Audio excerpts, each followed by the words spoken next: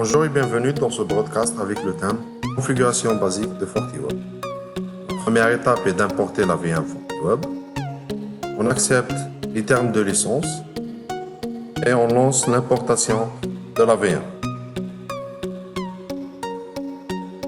La machine est disponible sur le site support.fortinet.com. Une fois la machine importée, on va la démarrer.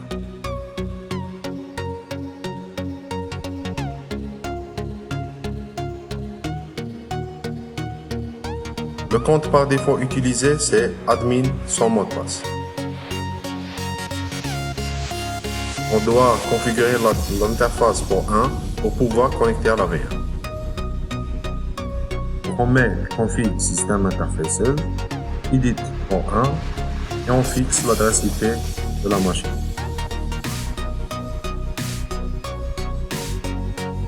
On met cette IP, adresse IP et le masque.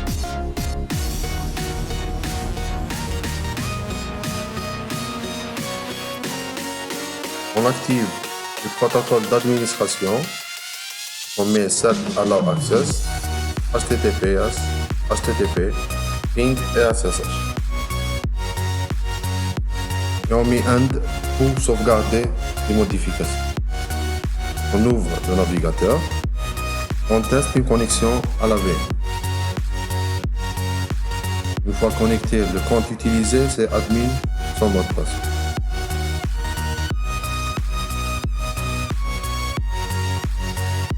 On doit ajouter une route statique.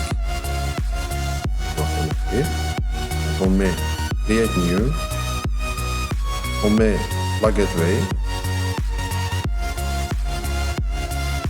Et on laisse le port 1. Pour publier une application, il y a 3 étapes. On doit aller server object, server,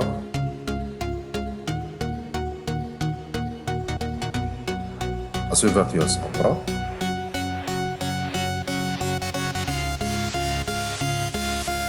Et on ajoute une virtual IP.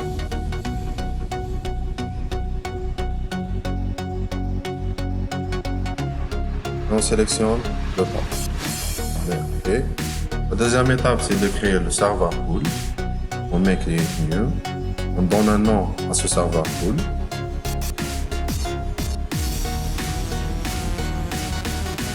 On laisse le type device proxy, on met OK. Et on ajoute le serveur qu'on veut publier via le FortiWeb. On met l'adresse IP ou le nom.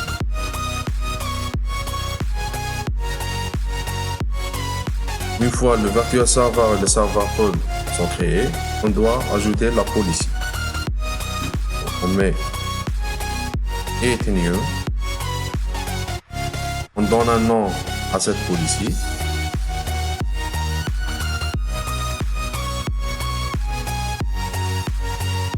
On sélectionne le virtual server et le serveur pool. On sélectionne le service et on sélectionne le profil de protection.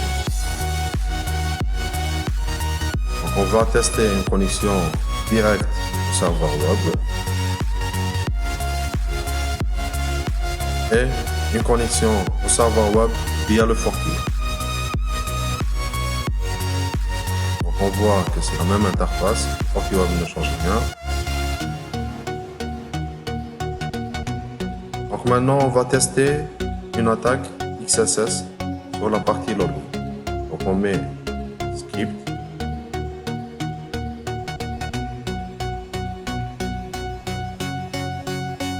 On voit que sur le serveur web directement, il ne va pas bloquer l'attaque. Mais en passant par le FortiWeb, on voit que le FortiWeb va détecter cette attaque. Et dans la partie log and report, log access attaque, on va trouver la trace de cette attaque. Donc on va trouver que c'est XSS. On trouve aussi la pattern. On a d'autres informations, par exemple l'adresse IP de l'utilisateur. Je vous remercie et je vous dis au prochain podcast.